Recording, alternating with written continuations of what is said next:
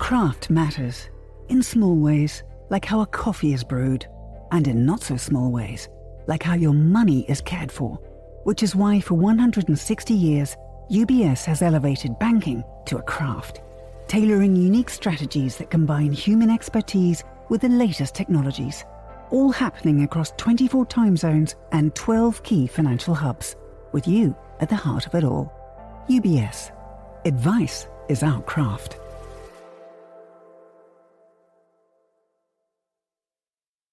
You're listening to The Globalist, first broadcast on the 2nd of January 2026 on Monocle Radio.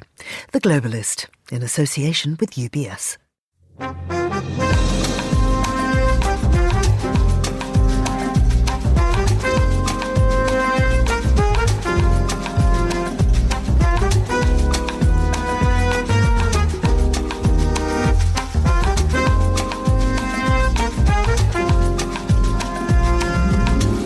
Hello, this is The Globalist, broadcasting to you live from Midori House in London. I'm Georgina Godwin. On the show ahead, tragedy at a Swiss ski resort in the early hours of New Year's Day. We'll have the latest on the fire, which has killed several dozen people. Then, Finnish authorities seize a vessel linked to undersea cable damage in yet another incident of alleged sabotage in the Baltic Sea. more from our Helsinki correspondent on that subject soon. Also on the show, 3 years on from adopting the euro, what lessons can Croatia teach Bulgaria about the pros and cons of the single currency? Find out with me, Guy Delaunay. Plus, a flip through the papers and why Turkey is planning to establish a spaceport in Somalia. All that right here on The Globalist with me, Georgina Godwin.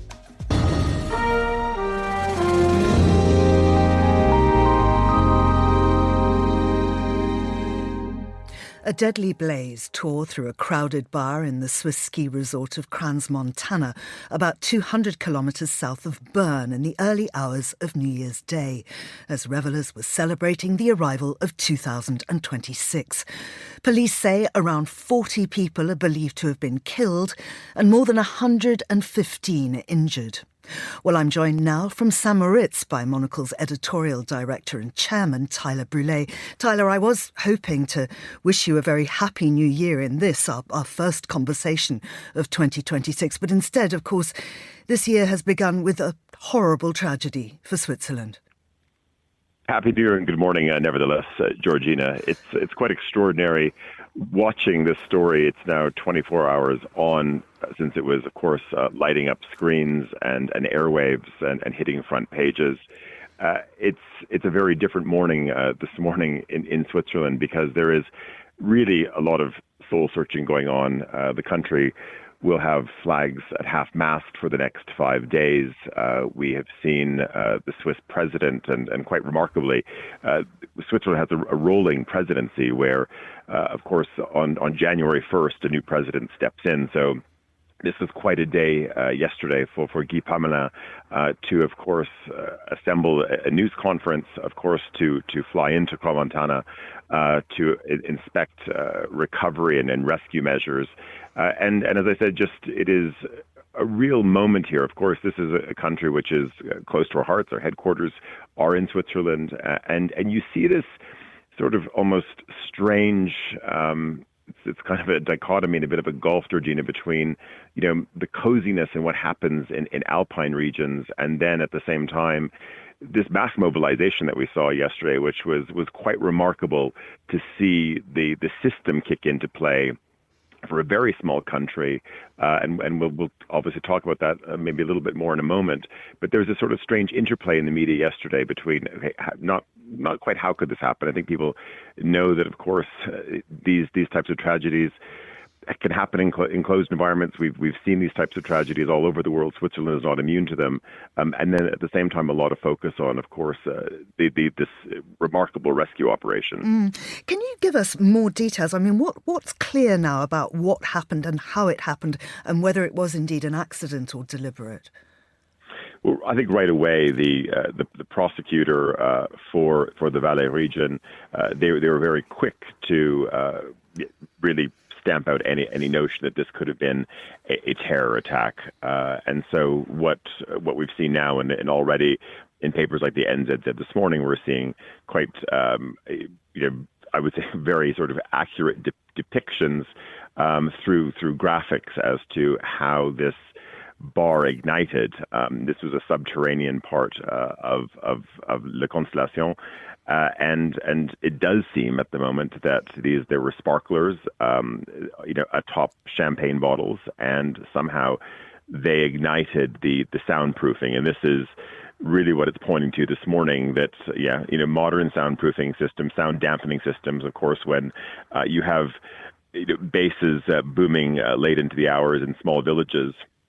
And of course, we know in Switzerland, and this is the strange thing, that there is, very tight legislation around many things, but it seems somehow that they had insulation that was not up to code. Now, this is still, it is speculation, but this is something which is appearing in much of the Swiss press this morning. And what sort of reactions have there been? You've spoken about the president, but we know internationally, of course, people have been speaking out about this. Well, I think in terms of the reaction, the first thing that the Swiss authorities called for yesterday, both at a cantonal and at a federal level in Switzerland yesterday, was this notion of solidarity. Immediately there was this call for people to be sensible on the slopes, to be sensible on the highways, to be sensible in daily life tomorrow, because what we've seen is just a system which has been overwhelmed, because we're talking, as you said, 115 people injured, 80 of them critically, people in comas, and this is a small country. You're talking about a population hovering around 9 million. You have hundreds of thousands of other people in the country for the holiday as well. But a tiny country like this, of course, has some of the most respected medical centers in the world, but it principally only has two major burn units, and those are in Lausanne and Geneva. Pardon me, those are in Lausanne and Zurich, I should say. Geneva also has a burns unit, but really, when it comes to sort of major incidents like this, it is the hospitals in Lausanne and Zurich that are mobilized. And immediately, the burns units were overwhelmed when you have 80 people who have to be deployed all over the country. And this is part of the, I would say, sort of one of the fascinating things that's been playing out is the power of one particular, let's call it brand, but also it's really a national symbol, which is REGA, REGA, and this is the National Helicopter Rescue System. And so, I think we saw images, of course, of a number of helicopters that were deployed.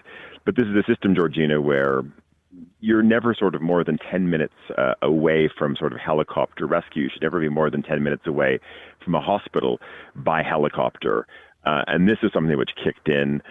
They also have 3 jets as well. Those jets were deployed down to Sion, the closest airport as well. And then people were medevaced all over the country, as I said, principally to major centers. But of course, we're also talking about, this was, as we know, this was an incident which happened in the early hours of the first day of 2026, and it was a lot of young revelers there as well. So also the burns unit at the Children's Hospital in Zurich has also been admitting, actually not just children as well, but also adults too, because again, the system is just so overwhelmed by the number of injuries. As you say, the emergency services, including that helicopter unit, their reaction very, very impressive. But I wonder what it means more broadly for Switzerland, for a small nation that prides itself on alpine life, hospitality and safety. This is the perfect storm. All of these 3 things have come together.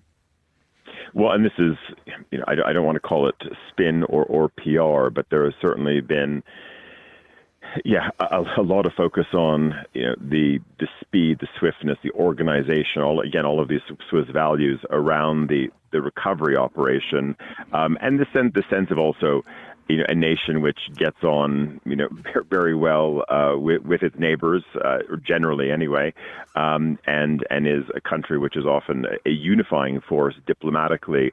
And this is part of the, let's say, the positive side of the story that has played out. That France this morning announced that they have 19 burn unit beds on standby. We've already seen people evacuated also to to Italy, also to Germany as well. Unclear whether those are only Italian nationals or German nationals who were airlifted to other units. So that's one part of the story, as you said, Georgina. This idea that Switzerland, is a place of that convenes. It is a place of dialogue, and it is a place about building strong relations. The flip side of it, though, is, of course, this is a country which also, particularly at this time of year, does rely on, of course, people filling its slopes and its valleys to go cross-country skiing, and its hotels and its restaurants and its bars and its nightclubs. And this is a period when, of course, these places also need to make money. You could also argue as well that the ski season, it's not as stable as it used to be. So there is a bit of a feast or famine that happens. And of course, if you're a small entrepreneur, you want to make as much money as possible in this condensed period. And then I think the other thing at play is, up in the valleys, there are different sets of rules. Different things come into play. So again, you think about a sort of a law-abiding, a rule-abiding nation, but there is always, or frequently, I should say, there is a nudge and a wink, and things can happen up in the mountains in small communities because people know how difficult it is, etc. So, this will have to sort of play out in terms of, were building codes, adhered to? Was a blind eye turned to this? Was this place supposed to be renovated this coming July or 24 months from now? We don't know, but I would say, and listen, I'm speaking to you from one of the other big alpine resorts in this country.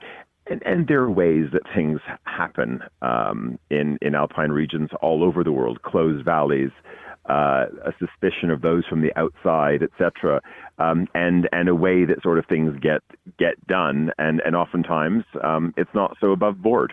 Tyler, thank you very much indeed. That's Tyler Brûlé, who's Monocle's editorial director and chairman in St. Moritz. And I understand Tyler will be back with us because, of course, this is still a rolling news story. We'll be hearing more from him on the briefing at noon London time. This is The Globalist.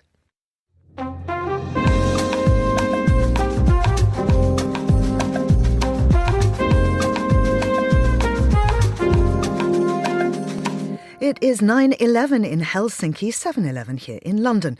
Finnish authorities have seized a cargo vessel suspected of damaging an undersea telecommunications cable between Helsinki and Tallinn in Estonia. The latest incident fueling fears of deliberate sabotage in the Baltic Sea. The ship, travelling from St. Petersburg and intercepted with its anchor lowered near the cable fault, is now at the centre of a criminal investigation, as regional leaders warn that Europe's critical infrastructure has become a front line in hybrid warfare. Well, I'm joined now by Monocle's Helsinki correspondent, Petri Burtsoff. Petri, it's always great to have you on the show. Can you give us details on this incident? Yes, good morning, Georgina. So the incident happened on New Year's Eve, but not in the evening, actually, in early in the morning, but reached the news in the afternoon of the 31st. So basically, this is a cargo vessel, a large cargo vessel called Fitberg. It was en route from St. Petersburg to Haifa in Israel. And it is alleged that this vessel, there's photographic evidence that it was actually had its anchor down, and it was at the site of the damage when the damage happened. So the evidence is quite clear. But this incident happened in the Estonian economic zone early in the morning hours, and then Finnish authorities quite rapidly then investigated and intercepted this vessel and basically seized it, transported it to a port called Kantvik, just outside of Helsinki, sort of half an hour outside of Helsinki. Took the 14 crew members into custody and have been interrogating them and as said, investigating this now as a sort of a criminal act, aggravated criminal damage and interference with telecommunications. So that's where we are at the moment. Investigations are still ongoing, but I guess the key point here is that as similarly as what happened a year ago with the Eagle S vessel, Finnish authorities were really quick to react in a matter of hours and went on board the ship, intercepted it, and apprehended the crew. I mean, as you say, with the Eagle S, this is not an isolated occurrence. There have been other similar events, and experts have been talking about a Russian shadow fleet. I wonder if you could tell us more.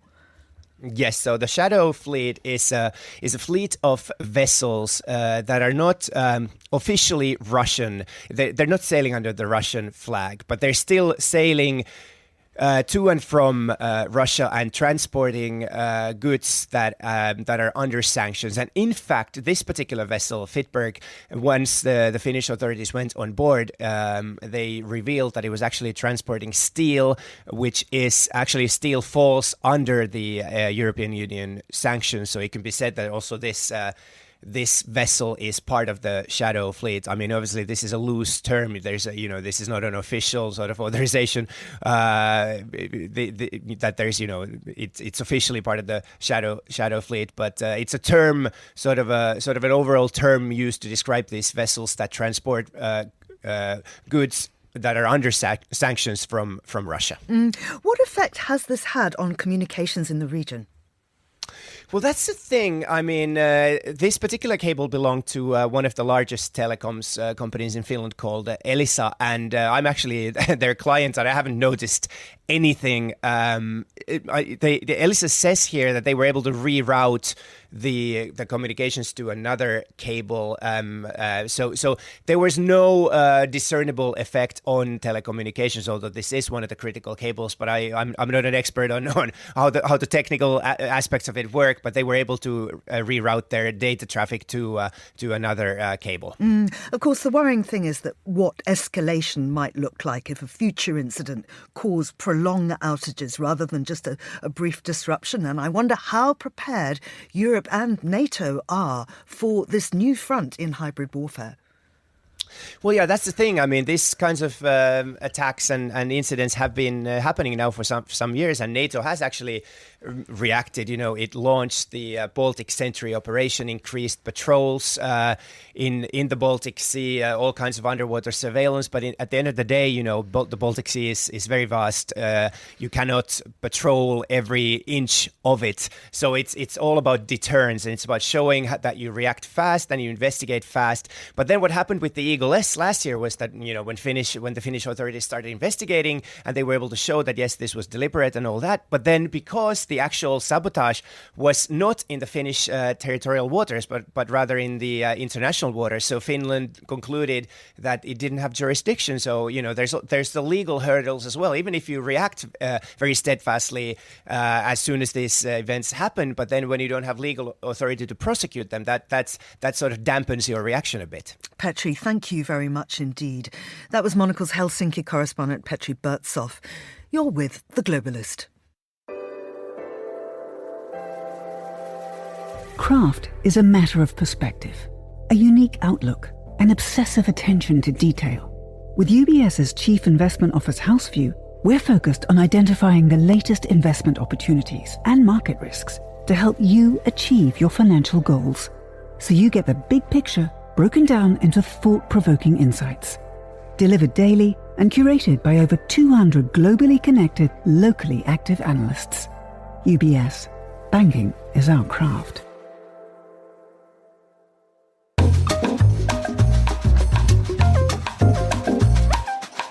Well, it's time now for a flick through the papers, and to do this I'm joined in the studio by the political reporter and regular Monocle Radio contributor, Vincent McAvenny. Hi, Vinny. Good morning. Happy New Year. Happy New Year. When do we stop saying that? Monday. Yeah? Yeah. Okay.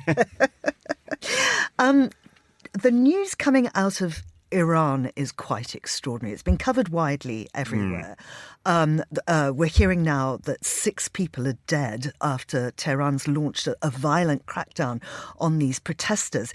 Tell us about the protests and then that reaction. Well, they've essentially been going on for 5 days, and the sort of direct trigger seems to be a rapid devaluation of the currency. It's really slumped against the dollar, and that prompted market traders in Tehran's Grand Bazaar to shut down and come out in protest. And we've now seen that spread city by city.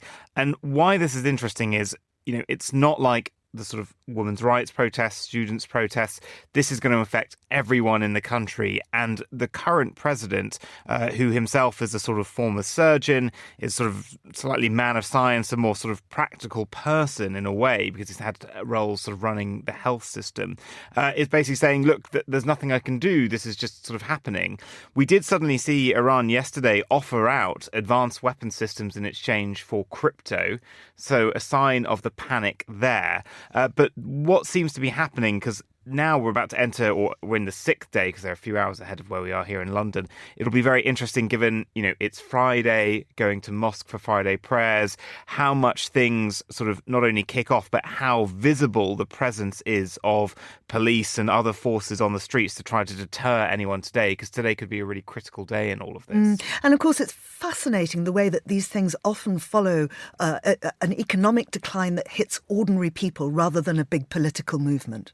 Yeah, that's right. I mean, if you go back to the fall of the USSR, when you've got these systems that are so, repressive and complex in some ways, when something goes wrong with, more often than not, the food supply, obviously that is where, when they're queuing around the blocks for bread lines, day in, day out, the supermarkets are empty, that's where things can go wrong. And if they've had rationing of water in Tehran because of mismanagement by the government of a local dam system, there's been, obviously the strike last year by the US as well on the nuclear program, that raised a lot of annoyance at the amounts being spent on that. And so there is a sort of slowly ratcheting up of the tensions, but I think this is so mass, it will affect everyone in the country that they might finally tire and have enough. Well, a story certainly to be watched. Now, of course, we've been hearing the New Year's speeches from around the world. Leaders across the globe have been laying out their stall for the year ahead. The Prime Minister of Denmark has been particularly clear and defiant about what's going on with Greenland and the US president's take on taking it. Very clear. And I think this shows how sensitive a time it is in Denmark and how serious they are taking this threat, because not only the Prime Minister's New Year's address, but also the King's address. Now, in Denmark, you might know that the King or the Queen makes a New Year's address, and it is the most watched television event in Denmark. Basically, the whole country gathers around to sort of hear this. It's a bit like the King's speech here in the UK on Christmas Day. And both of them, without sort of, the King didn't name directly Donald Trump, but both of them came out and said, we are now having a former ally raise this incredibly seriously. And part of the trigger is that Donald Trump last week appointed a Republican governor of Louisiana as the sort of direct, his name is Jeff Landry. He's the U.S. Special Envoy to the territory, tasked specifically with taking it from Denmark and bringing it into the United States. This is something that's deeply unpopular with people in Greenland who, do want their independence, polling does reveal, from Denmark, but they very much don't want to be part of the United States. Donald Trump, has raised this, and I think at first it's like what we see his constant kite flying, I'm going to take over the Kennedy Center, ha ha ha, step by step, I'm going to try and do it. And the same, I think Denmark sort of laughed off this time a year ago when Trump started spouting the stuff on Greenland. Now they're taking it incredibly seriously, talking about how they're ramping up military spending. But at the same time, the US consulate in Greenland also ramping up its campaigning, trying to engage locals to spread its message there. And just while we're talking about Trump, I must tell you that I recorded an extraordinary interview with his niece, Mary Trump, who is a psychologist and has written a great deal about really how Trump works, what goes on in his brain, why he behaves in this way. That was recorded this week. It'll go out on Meet the Writers, I hope, very soon, within the next few weeks. Let's stay with America because, of course, there's a new governor in New York. Yes, and this is where the rubber hits the road for Mamdani. He has been sworn in now, and he gave his first public speech as New York City mayor. He is only 34. He's only had 5 years' experience in sort of a minor role in the sort of state governance. And now he's got to, live up to that soaring rhetoric, the real capture of the imagination that he had in New York. And he's sort of, he had a big turnout for his speech. It's very cold in New York at the moment, but the streets were full to watch his inauguration. He had, though, two key people, Bernie Sanders, the Vermont senator, and AOC, Alexandra Ocasio-Cortez, the New York congresswoman, and Chuck Schumer, the Democrat Senate leader, as well, there watching on. And I think this is going to be a litmus test for the Democrats because they've licked their wounds for a year. They've tried to figure out what went wrong. They're about to start the cycle, this epic cycle of trying to find their candidate.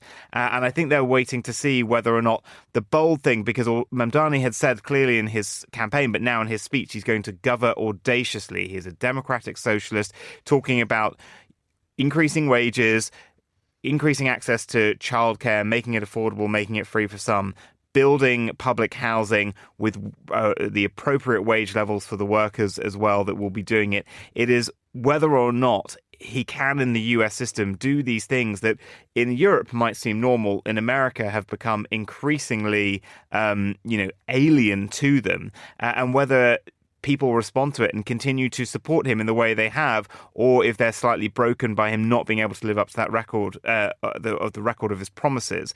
And it's kind of an inflection point for the Democrats because it's whether or not they play it safe and go with someone who is like Governor Gavin Newsom, who is ready. He's been taking the fight quite well to Donald Trump on social media, but he's more centrist, or whether they tack left and go for someone a bit more radical, which they've dodged the past few times with, rejecting Bernie Sanders and going for candidates that they thought would be more mass appeal. Very interesting and a real turning point for New York. New York, of course, celebrated New Year's Eve with a double ball drop in Times Square. Here in Britain, there were lots of fireworks, but thousands turned out for some fireworks that not only didn't happen, but were never due to happen at all. For the second year in a row. This is the key part. Now, this is Birmingham, which is the second city of the UK. It's right bang smack in the middle of England, but it's had these absolutely catastrophic financial problems due to a sort of historical issue with not having paid women equally. It's got this multi-billion-pound bill for this. So it doesn't have events money, basically, anymore. So it doesn't do fireworks or any kind of big celebration on New Year's. But for the second year in a row, there were AI-created social media posts that tricked thousands of people to travel into the centre because they were told there'd be a music festival with fireworks.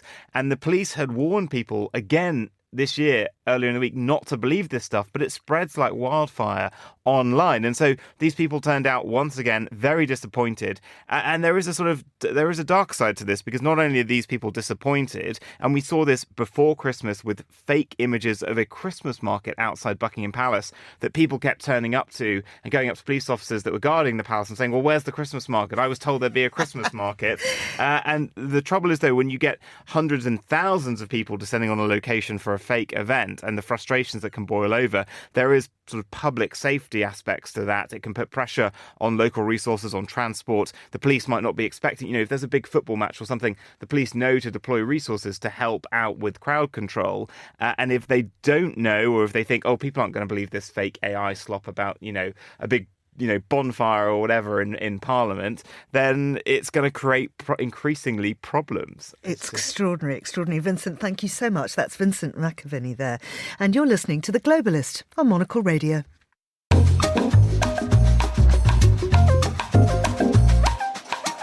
Now, here's what else we're keeping an eye on today.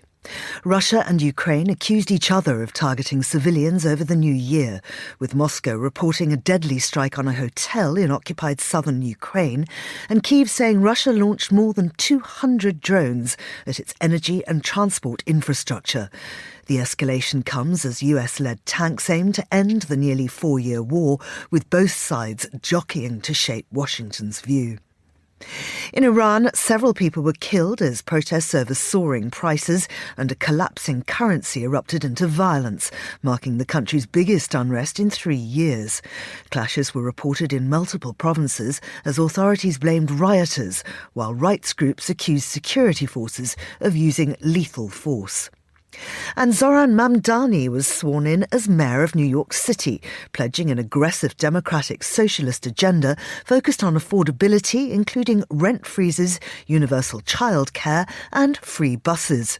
His victory has energised the left, rattled Republicans and reopened a wider debate about the Democrats' direction ahead of the midterms. This is The Globalist. Stay tuned.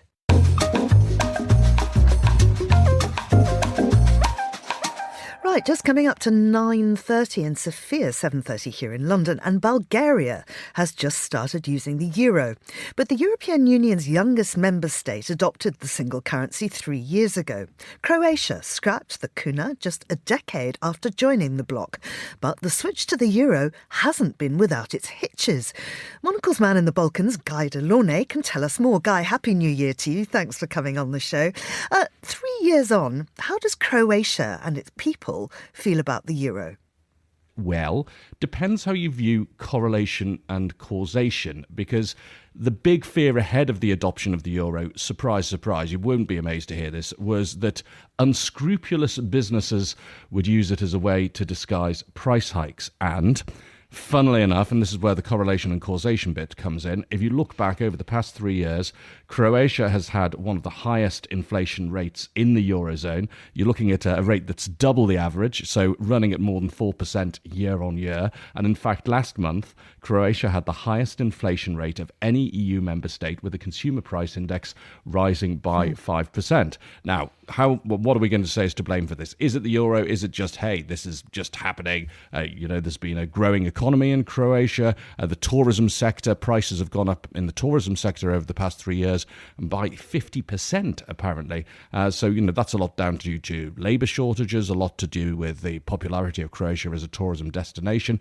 But of course, a lot of people in Croatia blaming all these price rises on the euro. And what sort of reactions have there been to that?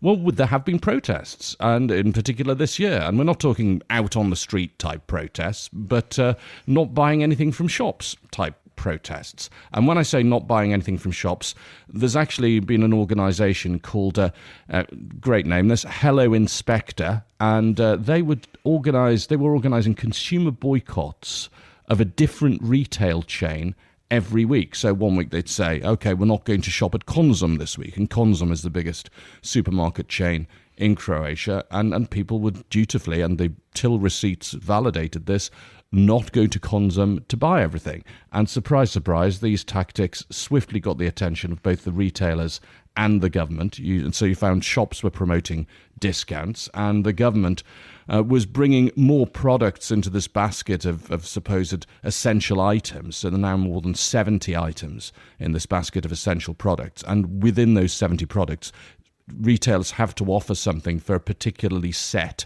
maximum price. So, and when I say essential products, certain types of bread, sunflower oil, milk, yogurt, eggs, rice, that sort of things, retailers have to offer one of those items at a price which is set by the government at a low rate, which they say everybody can afford. So how much of this can really be laid at the door of Croatia's adoption of the euro? So this is where, of course, the debate comes in, because grab a load of economists and they'll give you different answers. So some of them say that when Croatia adopted the euro, it was at a time when inflationary pressure was high. So 2023, we're talking post-COVID environment. Inflation rates are really starting to kick very high at that point. At one point, it was 13% in Croatia. So those inflation levels were at the worst that Croatia had seen since the demise of Yugoslavia. So from that perspective, it's hard to blame the new currency for rising prices. The euro simply came in when inflation rates were running high.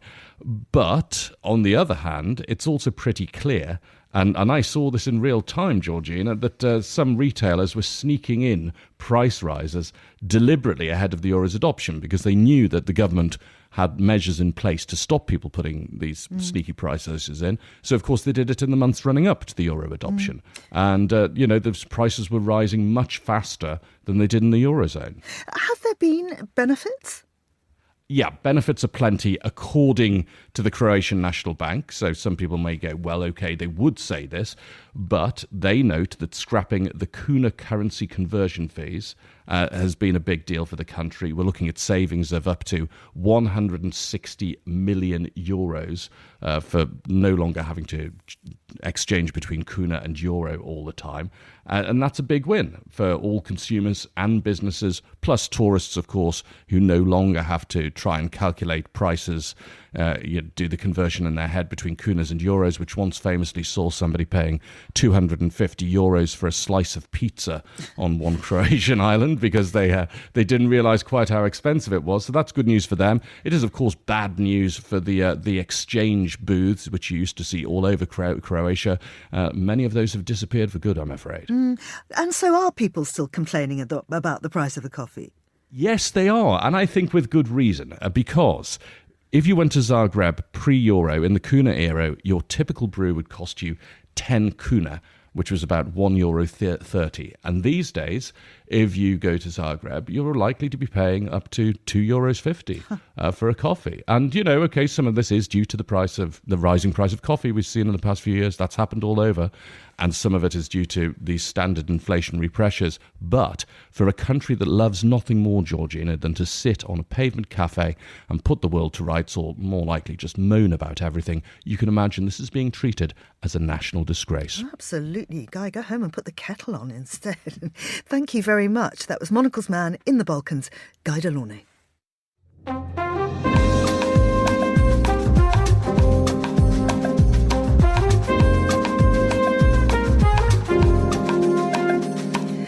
Finally, it's time for a roundup of stories from Turkey. And for that, I'm joined by Monocle's Istanbul correspondent, Hannah Lucinda Smith. Happy New Year to you, Hannah Lucinda. And Happy New Year to you too.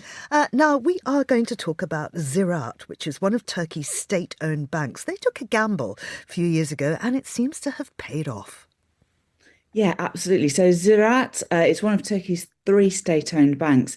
It has announced that it is to begin operations in Syria. Now, this is a really, really big move for Syria, particularly because obviously this is a country that has been under incredibly heavy sanctions for more than a decade throughout that civil war, due to the actions of the former president Bashar al-Assad, particularly also since 2018, 2019, when what is known as the Caesar sanctions were introduced, which basically cut Syria off from the financial world. When I went there for Monocle in February last year, it was impossible to buy anything apart from in cash. People were literally carrying dollars into the country, exchanging them for huge piles of Syrian notes, because obviously the Syrian lira also massive deflation throughout the war.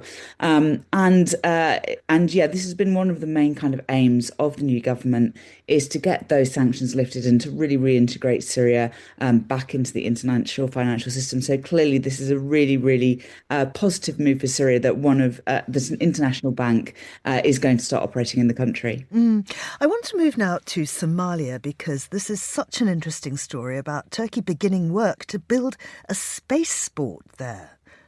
Tell us more. Yeah, absolutely. So this is something that's been touted for about a year now. Turkey has really big ambitions in space. President Erdogan announced a Turkish space program. He's said, although there hasn't been anything done on this yet, that Turkey wants to send a craft to the moon. And one of the things that tangibly it is doing is building this spaceport in Somalia. So if that sounds slightly unusual, I'll explain 2 things. First of all, Somalia is kind of known internationally as probably the best place for space exploration. That's because it's close to the equator, for one, and it's also close to the Indian Ocean. So if you're testing rockets from Somalia, and when they land, they're likely to land in the ocean, which obviously is far better than landing anywhere on land. Also, the second thing is the relationship between Turkey and Somalia is incredibly strong, particularly at the military level. Turkey's biggest overseas military base is in Mogadishu. Ankara has lent huge support to the Somali government in its fight against extremism. So this is also a kind of, as well as a sign of Turkey's kind of growing space ambitions, also a sign of that really, really close relationship. And finally, Hannah, a big deal's made about a white Christmas, whether you get snow in time for Christmas. Well, it arrived in Turkey just before the New Year. Yeah, and actually, Turkey, obviously being a Muslim country, doesn't celebrate Christmas, but it does celebrate New Year with all the trappings that we use for Christmas here in the West. They have Santa Claus, they have presents, they have trees. It's really, really quite festive, but it's all centered around December the 31st and the transition to the new year. And as you say, we had this incredibly mild December. People were getting kind of worried because there's been very low snowfall now for a few years, not just in Istanbul, obviously, but across the country. And that's got huge implications for a drought that Turkey's been battling for several years now. But just before the new year, the temperatures plummeted and the snow did arrive. You see some magical scenes from across Turkey, particularly in sort of mountainous areas in the east. But even in Istanbul, on some of the higher ground, there has been snowfall. So there's a lot of happiness about that in Turkey, both for aesthetic reasons and also for environmental ones. Absolutely. Hannah Lucinda Smith, thank you very much indeed. And here in Britain, we are expecting snow later today. That's all for this edition of The Globalist. Thanks to our producers, Monica Lillis and Laura Kramer. Our studio manager was Lily Austin. After the headlines, there's more music on the way, and The Globalist will return at the same time on Monday, back to our hour-long format. I'm Georgina Godwin. Goodbye, and thanks for listening.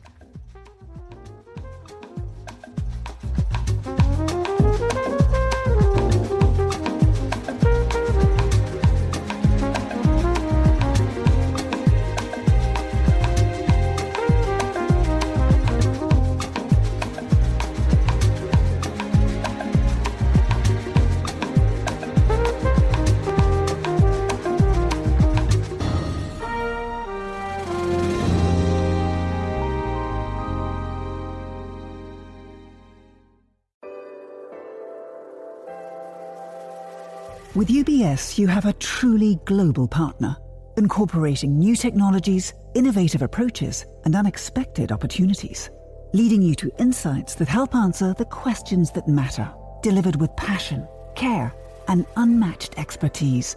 Because it's about rising with the dawn each day, knowing that we can do even better. That's what banking is to us. Not just work, but a craft. UBS. Advice is our craft.